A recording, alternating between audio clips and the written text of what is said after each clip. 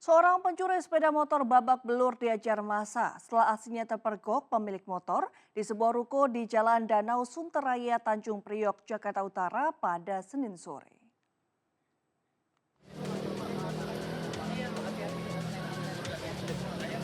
Pelaku pencurian sepeda motor ini tak berdaya usai menjadi bulan-bulanan massa di Jalan Danau Sunteraya, Tanjung Priok, Jakarta Utara pada Senin sore tadi. Pelaku dua orang mendatangi tempat parkir sebuah ruko dan berusaha mencuri sepeda motor milik seorang karyawan yang diparkir di depan ruko. Aksi pelaku yang dicurigai oleh rekan korban kemudian menegur, namun kedua pelaku langsung melarikan diri. Rekan korban kemudian berteriak meminta bantuan warga dan menghalau pelarian kedua pelaku. Naas, satu pelaku kabur ke dalam gang buntu dan berhasil diamankan oleh warga hingga menjadi bulan-bulanan warga. Sedangkan satu pelaku berhasil lolos dari kejaran warga. Saya bukan maling. Jadi saya interogasi dia mau periksa tasnya, ngapain kamu periksa tas saya? Saya bukan maling, kabur dia.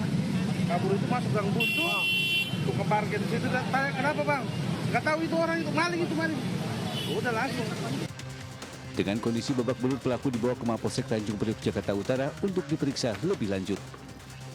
Dari Jakarta, Sofian Firdaus, iNews melaporkan. Pemirsa, guna meminimalkan dampak dari potensi hujan ekstrim, pemerintah Provinsi Jakarta melakukan operasi modifikasi cuaca dengan melakukan penyemayan awan.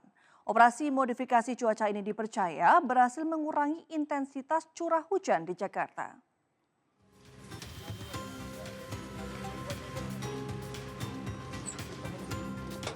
Badan Penanggulangan Bencana Daerah Provinsi Jakarta bekerja sama dengan Badan Meteorologi, Klimatologi, dan Geofisika serta Songo Aviasi Indonesia melakukan penyemayan awan di barat laut Jakarta, timur Lampung, serta pesisir Lampung Selatan. Operasi modifikasi cuaca atau OMC ini diyakini berhasil mengurangi curah hujan di Jakarta hingga 65% di beberapa wilayah Jakarta. Keberhasilan ini membantu mengurangi risiko banjir dan genangan yang kerap menghantui warga Jakarta.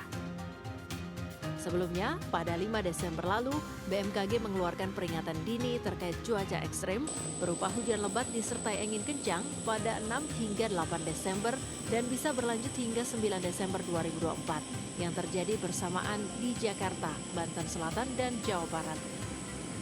Untuk mengantisipasi kondisi tersebut, BMKG melakukan OMC selama 2 hari dengan menggunakan 5 penerbangan dan 4 ton bahan semai. Dari Jakarta, Tim Liputan iNews melaporkan. Ya, jelang Natal dan Tahun Baru, pemirsa, kebutuhan BBM dan listrik masyarakat diprediksi meningkat. Baik Pertamina maupun PLN memastikan ketersediaan pasokan untuk masyarakat aman.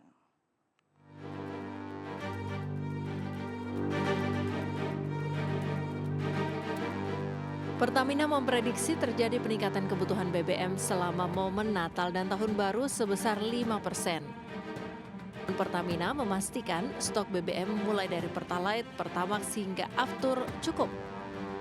Kami sampaikan aman untuk antisipasi kenaikan demand pada saat libur Nataru ini kurang lebih seperti ini.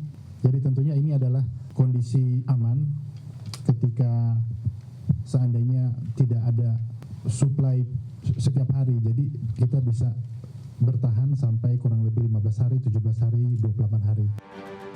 Selain BBM, pasokan listrik dipastikan juga aman tersedia bagi masyarakat. Selama Natal dan Tahun Baru, PLN menyiagakan pembangkit listrik dengan total daya 53.000 MW atau melebihi perkiraan kebutuhan listrik nasional sejumlah 39.000 MW. Dibanding tahun lalu untuk Nataru itu naik sekitar 4-5%. Jadi ada kenaikan, tetapi dibanding dengan beban puncak di hari-hari biasa, ini malah turun. Jadi begitu ada liburan, kondisi beban puncak malah turun. PLN juga telah menyiapkan personel siaga untuk memastikan kelancaran pelayanan listrik selama Natal dan Tahun Baru.